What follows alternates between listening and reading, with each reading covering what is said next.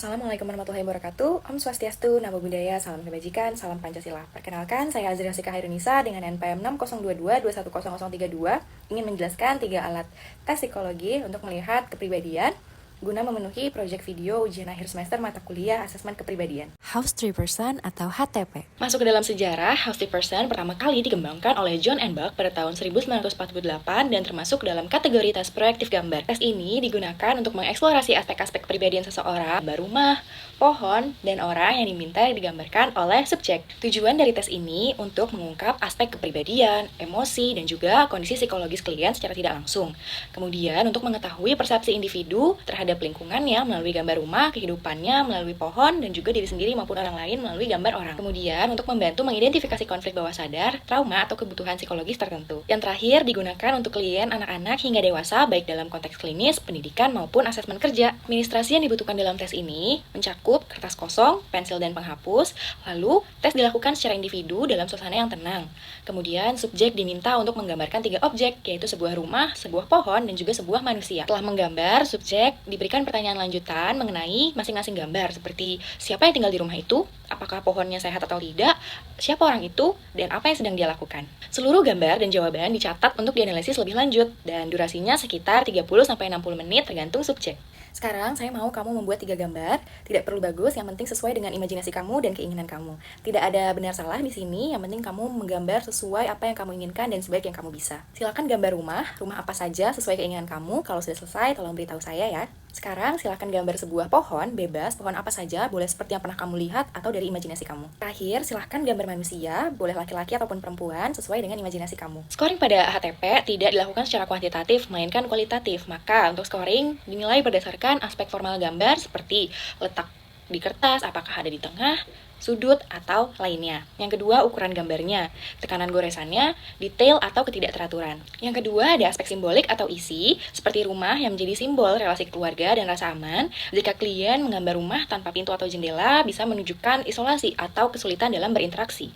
Pada pohon, merupakan simbol perkembangan diri dan juga vitalitas. Akar digambarkan sebagai dasar hidup, batang sebagai ego, dan cabang sebagai hubungan sosial. Yang ketiga itu orang, yang mencerminkan citra diri bahwa hubungan dengan figur lain atau konflik intrapersonal. Untuk interpretasi singkat, dapat dilihat dari struktur dan kualitas gambar, apakah rapi, besar kecilnya, goresannya. Yang kedua, melalui analisis simbol-simbol dari masing-masing objek, seperti rumah kecil tanpa jendela, mungkin menunjukkan rasa tidak aman. Yang ketiga, perhatikan bagian tidak digambar atau ditonjolkan, seperti pohon yang tanpa akar, orang tanpa tangan, dan lain-lain. Terakhir, buat kesimpulan umum, yaitu melalui identifikasi kemungkinan masalah kepribadian, baik konflik emosional atau area yang perlu pendalaman lebih lanjut. Sack Sentence Completion Test atau SSCT. Herman Ebbinghaus merupakan tokoh yang pertama kali mengembangkan tes melengkapi kalimat di tahun 1987 yang digunakan pada sebagian tes kecerdasan. Carl Jung juga mengembangkan tes asosiasi kata yang juga dikembangkan menjadi tes melengkapi kalimat. Tes ini kemudian berkembang dan banyak digunakan karena mudah disusun dan diadministrasikan. Pada tahun 1980-an, tes ini lebih banyak digunakan sebagai tes pengukuran kepribadian. Beberapa tes melengkapi kalimat digunakan untuk mengatasi masalah yang muncul pada tes thematic apperceptions yang mengukur konstruk yang sama. Tujuan dari tes ini digunakan untuk memperdalam interview dan lebih eksploratif. Yang kedua, dapat digunakan sebagai beat free test. Yang ketiga, memperlihatkan komponen dan juga kategori yang bermasalah pada individu. Dan yang terakhir, sangat membantu intervensi psikologis dan juga penanganan selanjutnya apabila terlihat kemunculan suatu masalah. Administrasi tes ini yaitu dapat dilakukan secara individual dan juga klasikal. Biasanya berlangsung selama 20-40 menit. Dan pada saat mengerjakan, subjek harus mengisi 60 pernyataan tanpa berpikir panjang. Selama mengerjakan, subjek diperkenankan untuk dibantu dalam memahami pernyataan. Dan yang terakhir, dapat dilakukan inquiry, terutama respon yang unpredictable. Saya akan memberikan kamu sebuah tugas untuk melengkapi kalimat-kalimat yang belum selesai. Di dalam lembar jawaban terdapat kalimat yang belum rampung, dan kamu diminta untuk menyelesaikan kalimat-kalimat tersebut dengan satu kalimat yang menurut kamu paling tepat atau yang paling pertama kali muncul dalam pikiran kamu. Tidak ada jawaban benar atau salah dalam tes ini. Jawablah sejujur-jujurnya dan sesuai dengan apa yang kamu pikirkan atau kamu rasakan saat kamu membaca kalimat tersebut. Usahakan untuk menjawab dengan spontan dan jangan terlalu lama berpikir. Scoring dalam SSCT cenderung subjektif karena berdasarkan pada pemahaman dari pemeriksa. Pemeriksa akan mengelompokkan masing-masing pernyataan sesuai dengan kategori yang sudah ada. Setelah itu memberikan rating kepada masing-masing kategori dan juga pernyataan. Rating 0 menunjukkan tidak terdapat masalah atau gangguan pada kategori. Rating 1, terdapat masalah atau konflik tapi tidak membutuhkan intervensi secara langsung atau spesifik.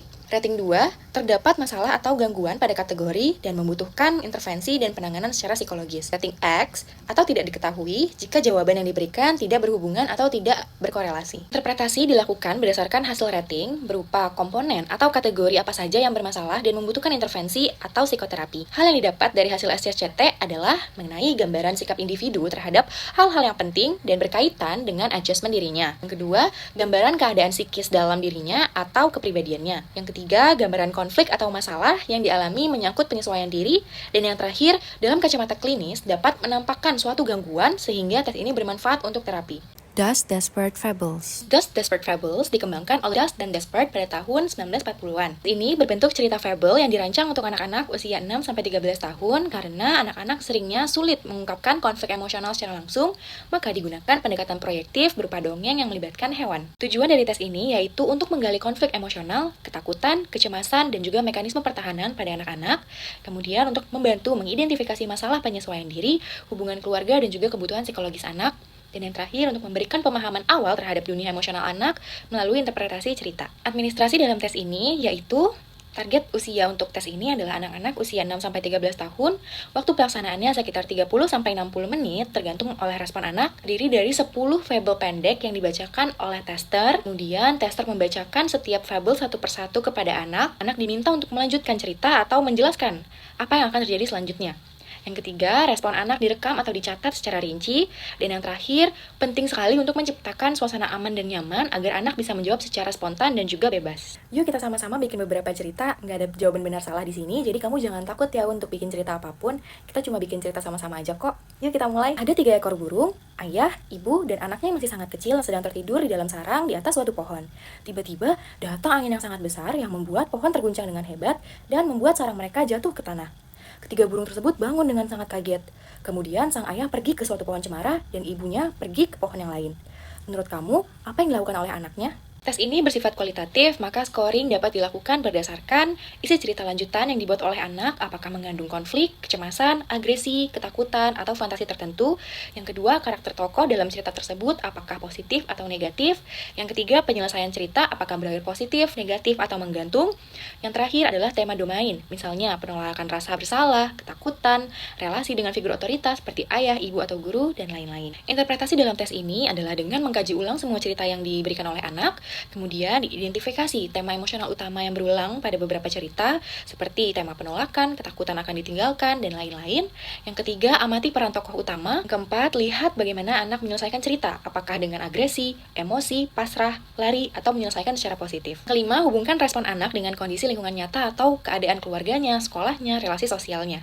Dan yang keenam, interpretasi akhir dilakukan secara holistik dengan mempertimbangkan wawancara, observasi, dan juga informasi tambahan lainnya jika ada. Pada laporan asesmen kepribadian yang saya susun, saya memilih Papikostik dan juga MBTI. Interpretasi Papikostik, berdasarkan hasil tes Papikostik, saudara AYK menunjukkan kecenderungan sebagai individu yang aktif, bertanggung jawab, dan memiliki motivasi yang tinggi untuk berprestasi.